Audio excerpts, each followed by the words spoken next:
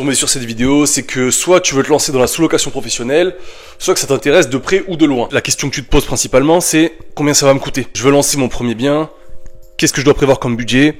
Est-ce que j'ai assez? Est-ce que par où je commence? Qu'est-ce que je commence avec une structure juridique? Est-ce que le propriétaire doit obligatoirement encaisser la caution?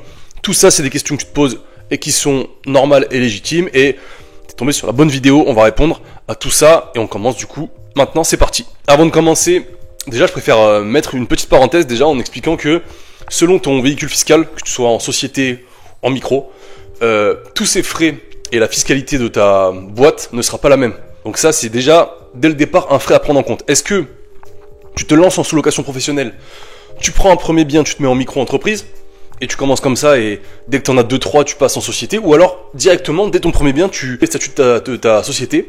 Donc si vous êtes deux, SARL, SAS, ou si t'es tout seul, SASU, tu te lances directement en société, et là, d'un seul coup, déjà, ça te rajoute des frais administratifs, certes, mais qui, sur le long terme, fiscalement, te feront économiser pas mal d'argent. Donc ça, c'est la petite parenthèse que je commence de suite. Est-ce que juridiquement et fiscalement, tu veux directement te lancer en société? Ça, c'est à réfléchir.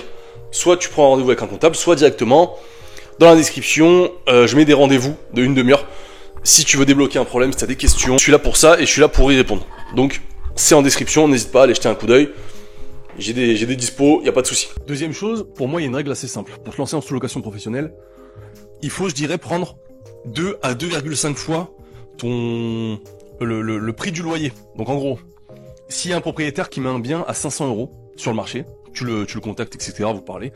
Grosso modo, dans ta tête, dis-toi que la mise en location, la mise en service du bien, ça va te coûter 1200, 1700 €. Donc ça sera cette fourchette. Voilà, comme ça, tu peux te lancer là-dessus et tu verras que c'est très souvent vrai. Tu dois acheter de l'ameublement si tu veux faire un logement atypique, comme j'ai fait sur un projet précédent. J'ai dû acheter un rétroprojecteur qui m'a déjà à lui-même coûté 300 €, donc quasiment le prix du loyer. Bref, il y a énormément de facteurs à prendre en compte, mais grosso modo, par là-dessus. 2 à 2,5 fois le prix du loyer. Il faut rajouter d'autres coûts. Il y a les frais de rénovation, parce que des fois il y a des frais de rénovation. Il y a des frais administratifs, comme j'ai dit, si t'es en société, et du coup si t'as des frais de compta, faut prendre en compte les frais de comptabilité. Il y a les assurances, donc évidemment si t'as la RC Pro et l'assurance de la sous-location. D'ailleurs, évidemment, j'en profite aussi. Ceux qui se lancent en sous-location pro, je vous mettrai, je sais pas si je vais essayer de voir. Je mettrai un lien d'affiliation pour ceux qui veulent assurer leur sous-location professionnelle. Donc, je mets ça en description, pareil. N'hésitez pas à jeter un œil à la description. Je mets tout le temps de la valeur pour aider. Parce que moi, quand j'ai commencé, à chaque fois, c'est compliqué de trouver des bonnes infos et d'avoir de l'aide, tout simplement. Donc, j'ai mon assurance, j'ai mon comptable, mais ma société, elle est créée. J'ai commencé à voir avec le propriétaire pour payer ça et ça, on s'est organisé. Une chose aussi à penser tout le temps, quand tu te lances sur un projet comme ça de sous-location pro, n'oublie pas que tout est négociable. Je répète, tout est négociable. Ton propriétaire, il est gagnant. Voilà, il a un locataire sûr, etc. Tout est négociable. Quand je dis tout est négociable, c'est la caution est négociable. Le premier mois de loyer est négociable. Du coup, le propriétaire va vous dire oui.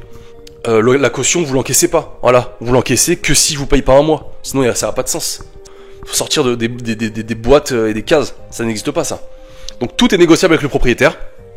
Il faut être pro, il faut être carré. Quand vous rédigez le bail, il faut que tout soit propre. Tout doit être adapté dans le bail. Et que le propriétaire soit au courant de tout. Vraiment, le propriétaire, vous devez lui montrer patte blanche. De son côté, il fera les efforts qu'il faut pour vous laisser travailler. Et qu'en fait, tous les deux, vous soyez partenaires. Vraiment voir le propriétaire comme un partenaire et non pas comme un propriétaire lambda. Donc voilà ce qu'il faut retenir de la vidéo. Grosso modo, faut pas se prendre la tête avec le budget de départ. Garde cette règle en tête. 2,5 fois le prix du loyer. Et ça se passera très bien et ça se vérifiera tout le temps. Tu vas avoir sur YouTube des gens qui te disent pour lancer ton premier bien en sous-location, il faut un budget de 3, 4, 5 000 €. Non, non, non. Comme d'habitude, il y a toujours des gars qui compliquent les choses, etc. Reste simple. Vas-y confiant, vas-y très professionnel. Et monte pas de blanche au propriétaire, tout simplement. Par contre, comme j'ai dit en amont, faut être sûr de son prévisionnel. Il y a des outils. Et faut être sûr des frais que tu vas avoir à faire dans l'appartement pour le lancer, tout simplement. Voilà. Donc c'est tout pour cette vidéo. Évidemment, comme je le dis en description, t'as pas mal de liens. Donc nous on se dit à la prochaine dans une prochaine vidéo. Ciao ciao.